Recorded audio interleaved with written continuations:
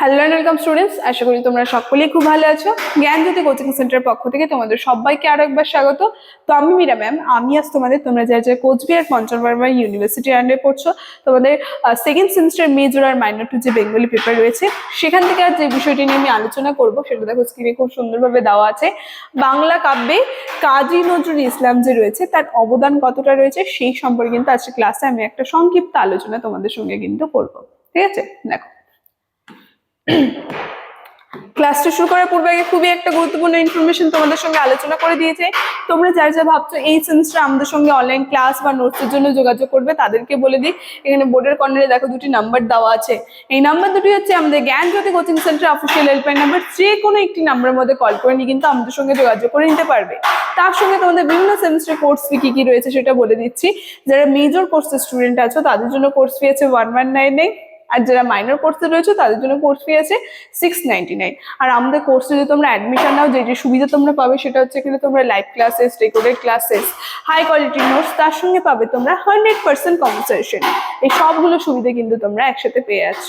ঠিক আছে, এই ইনফরমেশনই দেওয়া ছিল। এখন আমি ক্লাসের আলোচনায় চলে যাচ্ছি। প্রথমে বলেছি বাংলা কাব্য সাহিত্য বিকাশে কাজী নজরুল ইসলাম যে রয়েছে তার অবদান কতটা রয়েছে সেই সম্পর্কে কিন্তু আজকে ক্লাসে আমি তোমাদের সঙ্গে আলোচনা করব। দেখো প্রথমে কি বলছে, রবীন্দ্রনাথ ঠাকুরের পর বাংলা কাব্যে নতুন সুর শুনিয়েছিলেন কাজী নজরুল ইসলাম। নজরুল প্রথম বিদ্রোহের চেতনা নিয়ে বাংলা কাব্য সংসারে প্রবেশ করেন। ঠিক আছে, তো আমরা দেখবো বাংলা কাব্য সাহিত্যের জগতে রবীন্দ্রনাথ যে রয়েছে তারপরে প্রথম কাব্য সাহিত্যে একটা নতুন সুর নিয়ে যিনি আর কি অবতীর্ণ হয়েছিলেন তিনি ছিলেন কাজী নজরুল ইসলাম। কি বলছে তারপর দেখো, ইংরেজ শোষণের বিরুদ্ধে তিনি সচেতনভাবে বক্তব্যধর্মী তার সঙ্গে প্রতিবাদের বাণী সঞ্চার করতে পেরেছিলেন।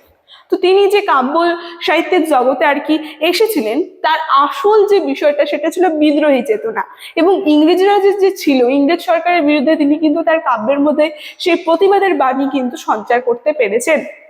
যেখানে রবীন্দ্রনাথকে কেন্দ্র করে যে রবীন্দ্র বলয় গড়ে উঠেছিল সেখান থেকে নজরুল প্রথম বেরিয়ে এসেছিলেন এবং এই কাব্য সংসারে বিংশ শতকের দ্বিতীয় দশকে প্রবেশ করেন নজরুল ইসলাম, যেখানে প্রথম থেকে এই কাব্যে বক্তব্য গড়ে তুলতে সক্ষম হয়েছিলেন, যার পিছনে ছিল ইংরেজদের অত্যাচারের এবং শোষণের বিরুদ্ধে যে প্রতিবাদ, সেই প্রতিবাদ কিন্তু আর কি প্রতিবাদের কারণে কিন্তু সেই প্রতিবাদের যে ধ্বনি রয়েছে সেটাই কিন্তু তার কাব্যের মধ্যে তিনি ফুটিয়ে তুলেছিলেন। এটাই কিন্তু তার আসল উদ্দেশ্য ছিল।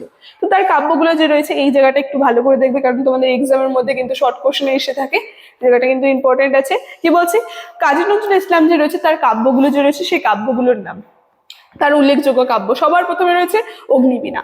সালটা দেখো পাশে দেওয়া আছে, আমি আর এক্সট্রা করে বলছি না। তারপরে রয়েছে দোলন চাপা, তারপরে রয়েছে বিশ্বের বাসী, ভাঙার গান, ছায়ানট, সাম্যবাদী, সর্বহারা, ফণী মনসা। এই এতগুলো কিন্তু এই যে বিখ্যাত বলতে তার উল্লেখযোগ্য কাব্যগুলো কিন্তু রয়েছে। ঠিক আছে, নামগুলো তোমরা ভালো করে দেখবে, আগেই বললাম শর্ট কোশ্চেনে কিন্তু এসে থাকে, আর পাশে কিন্তু সালগুলো দেওয়া আছে। তো তারপর দেখো কি বলছি, নজরুল প্রথম থেকে প্রতিবাদ চেতনা সঞ্চার করেছেন, যেখানে ধূমকেতু ও লাঙ্গল পত্রিকা যে রয়েছে সেই পত্রিকায় ব্রিটিশ সরকারের যে শোষণ তার সঙ্গে যে অত্যাচার তার বিরুদ্ধে কিন্তু প্রথম থেকে তিনি সচেতন ছিলেন। ঠিক আছে, যেখানে কবিতা লেখকদের জন্য কিন্তু তাকে এই লেখার জন্য কিন্তু তাকে কারাগার যে রয়েছে সেখানে কিন্তু আর কি কারাবাস হতেও কিন্তু তাকে হয়েছিল। ঠিক আছে, মানে যে ইংরেজ সরকার যে ছিল তাদের যে অত্যাচার, তাদের যে শোষণ ছিল তার বিরুদ্ধে কিন্তু তিনি সরাসরি প্রতিবাদ করে কিন্তু তার কাব্যগুলির মধ্যে, যেই কারণে কিন্তু তাকে কারাবাস করা হয়েছিল। কিন্তু কারাগারে বসেও তিনি লিখেছেন, যেখানে কি বলেছে, অবরুদ্ধ কারাগার ভেঙে ফেলার গান যেখানে লিখেছেন তিনি, সেই কবিতা কিন্তু আমরা শুনেছি। তারপর কি বলছে, নজরুলের যে বিদ্রোহী কবিতা কারো কারো কাছে কিন্তু মনে হয়েছে যেটা হচ্ছে দুষ্টু খোকার বিদ্রোহ।